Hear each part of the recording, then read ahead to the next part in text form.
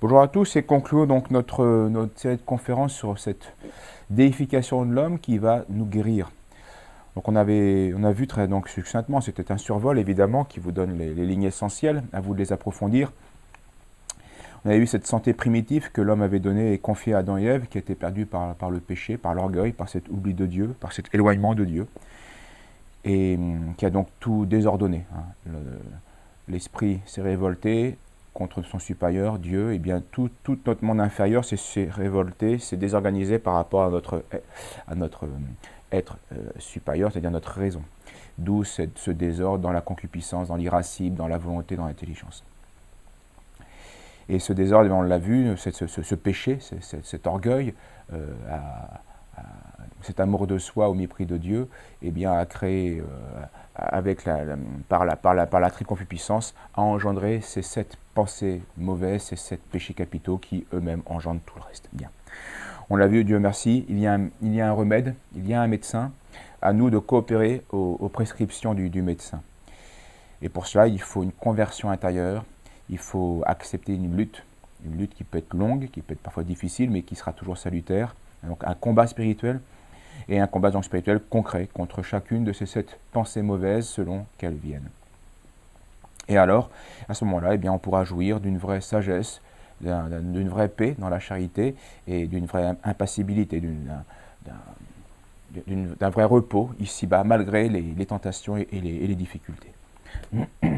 Alors puissent ces considérations eh bien, nous aider à nous convertir réellement à Dieu, à nous tourner vers lui et à trouver en lui notre repos.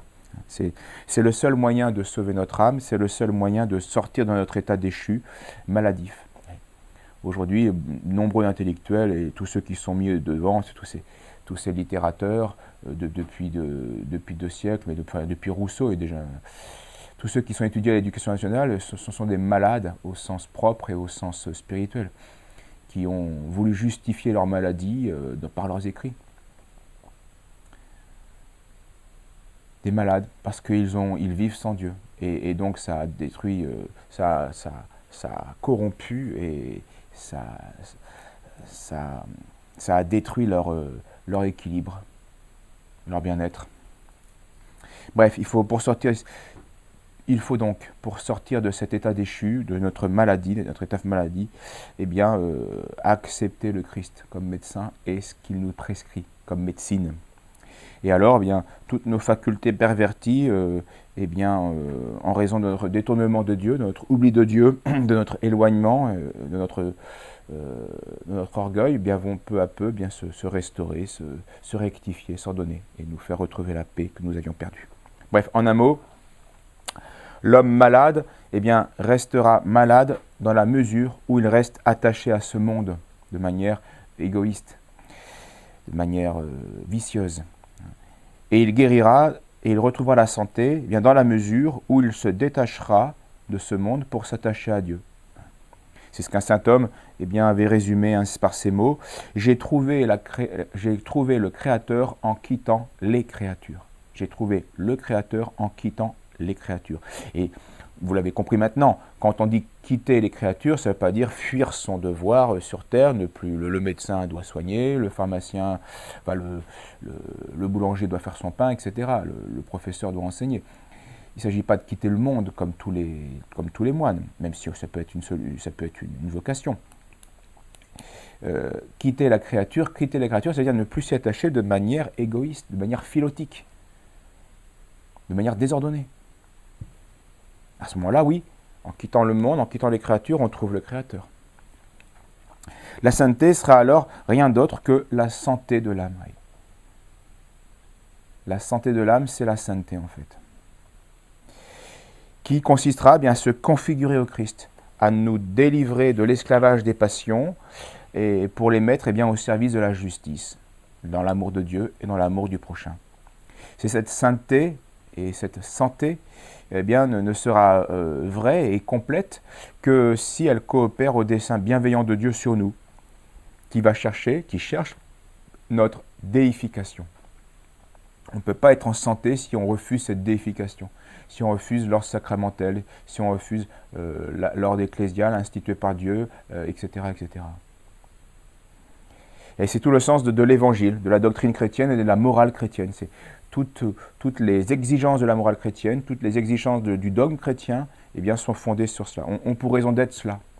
Notre salut, notre déification, faite par Dieu, opérée par Dieu par miséricorde, qui rachète, qui sauve des déchus, des damnés.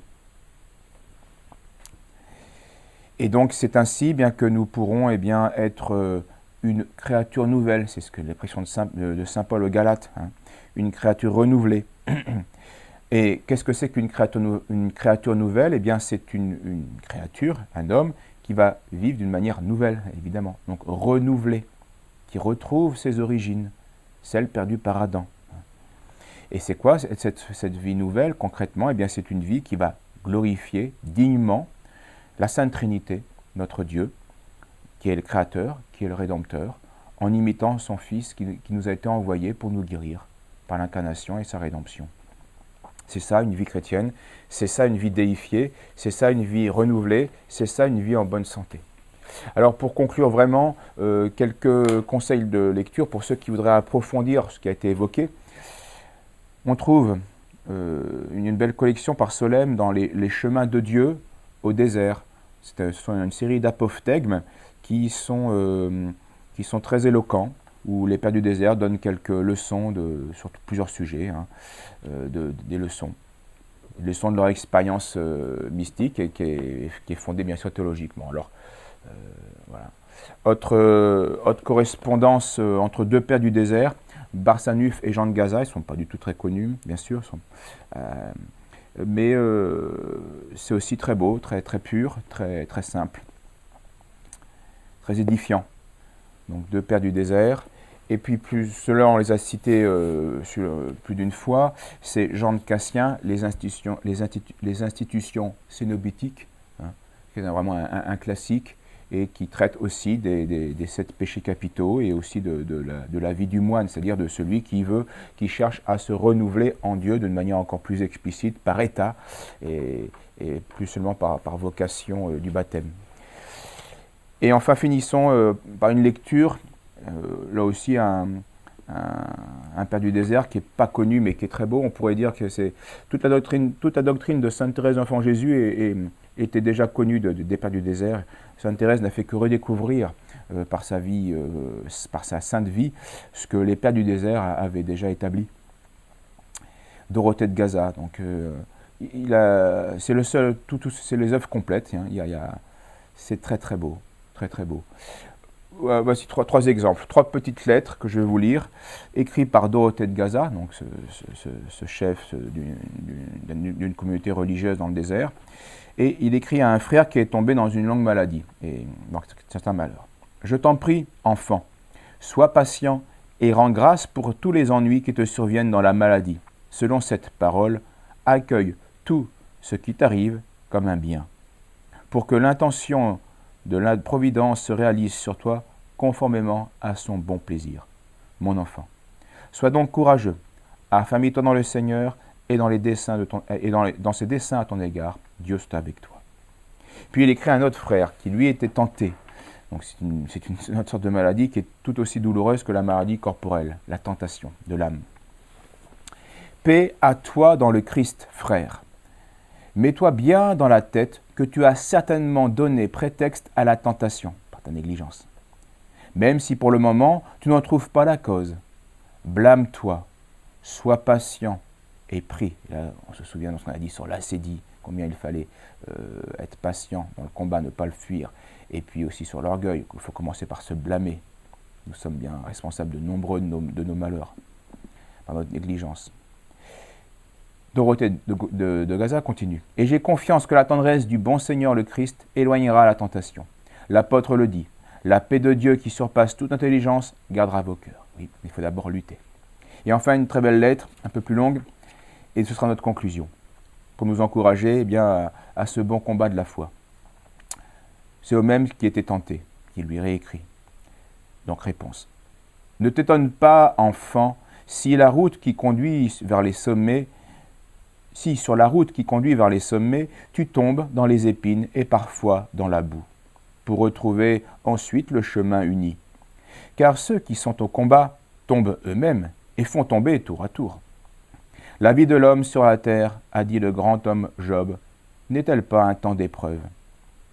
Et un autre saint déclare, l'homme qui n'a pas été éprouvé n'est pas sûr. Car nous sommes éprouvés dans l'exercice de la foi pour que soit reconnue notre valeur et que nous apprenions à combattre. C'est par beaucoup de tribulations, dit le Seigneur, qu'il nous faut entrer dans le royaume des cieux.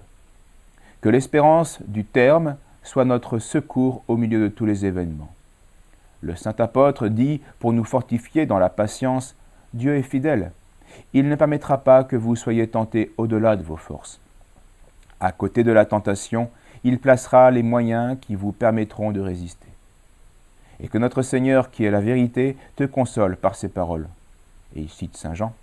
Vous aurez à souffrir dans le monde, mais courage, j'ai vaincu le monde. Médite cela, n'en sors pas. Souviens-toi du Seigneur.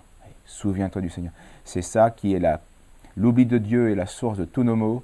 Le souvenir du Seigneur, amoureux, sera la source de tous nos remèdes. Souviens-toi du Seigneur. Et sa bonté, enfant, t'accompagnera en tout, car il est miséricordieux et il connaît notre impuissance. Lui-même commandera alors encore au flot et fera le calme dans ton âme par les prières de ses saints. Dorothée de Gaza, tout ça aux éditions Sources chrétiennes.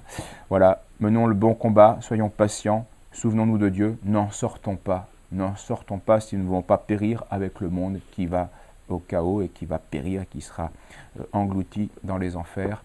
Nous, puissions-nous nous être emportés dans les cieux, parce que justement nous aurons été configurés au Christ en l'imitant dans sa passion, nous l'imiterons dans sa gloire. Merci, bon courage et à une prochaine fois.